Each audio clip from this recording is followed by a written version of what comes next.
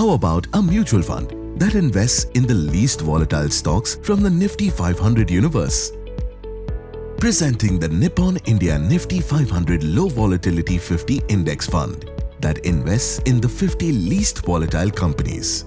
The fund philosophy focuses on building a steadier portfolio amidst the market fluctuations and aims to identify companies with relatively low volatility and better risk-adjusted returns.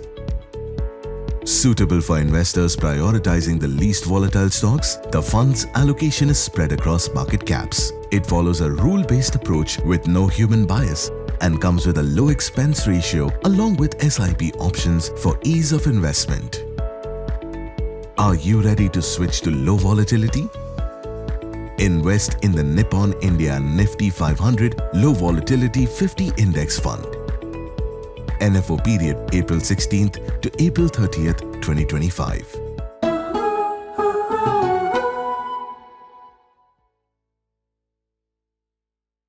Mutual funds are subject to market risks. Read all scheme-related documents carefully.